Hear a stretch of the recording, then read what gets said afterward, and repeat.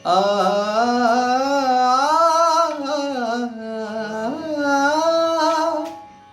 नमस्ते, प्रणाम, जय हो भैया। हम सिंगर राजन ठाकुर सभी के गोड़ छू के प्रणाम करतानी।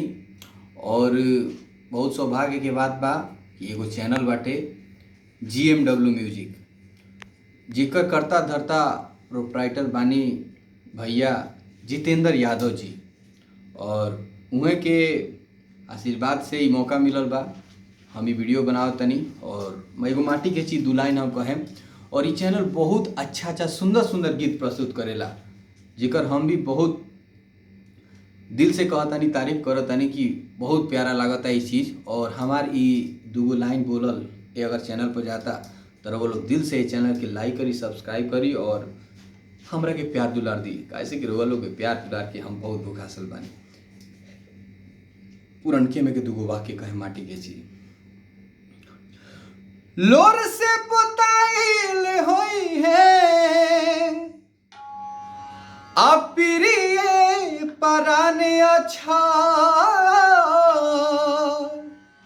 प्रिय परान से चिट्ठिया लिखत रोवले होई है आई हो हमर जान। बहुत पुरान भाव बटे। और भाव ही बाजे हमार मेहरारू चिट्ठी लिखले बाड़ी और वो अक्षर पोताइल देख के हम मने मन सोचत तनी।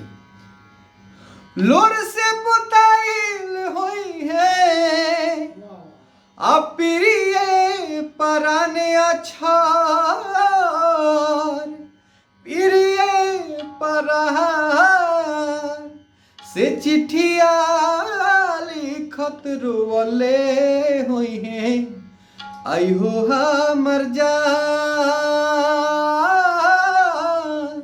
से चिट्ठिया लिखत रोवले होई है आई हो हमर जान, आई हो हमर जान, आई हो हमर जान। जब जात रहनी तो बड़ा रिक्वेस्ट कैले रहनी उनका से। भावे बा अरे तो प्यारी देश तनी देखे दम के, प्यारी देश तनी देखे दम के, जाते आवत में देर ना लागी है, जाते आवत में देर ना लागी। अरे जैसे घोड़ा के रेस देश तनी देखे दम के, प्यारी देश तनी देखे दम के, से चिट्ठिया लिखत रोवले होई है आई हो हमर जान। मन करे नौकरी छोड़ी, उनकर चिट्ठी देखे ये मन करत रहे। मन करे है नौकरी रे छोड़ी,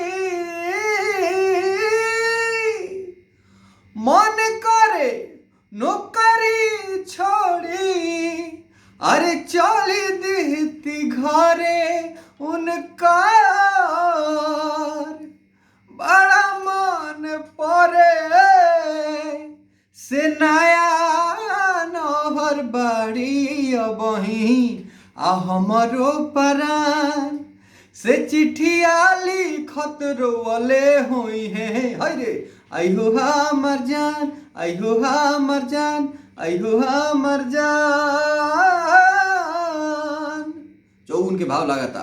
लोर से पोताइल, लोर से पोताइल, लोर से पोताइल, लोर से पोताइल होई है, लोर से पोताइल होई है अप्रिय परान अक्षर, प्रिय परान से चिट्ठिया लिखत रोवले होई है आई हो हमर जान।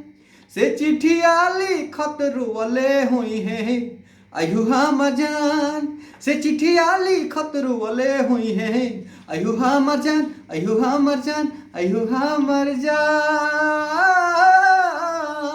जय हो भैया। आशा करत तनी मनी जरूर अच्छा लागल होई और थोड़ा सा भी अच्छा लागी तो हमारे जितेंद्र यादव भैया के और GMW म्यूजिक के दिल से लाइक करी, सब्सक्राइब करी, शेयर करी। प्रणाम। जय भोजपुरी।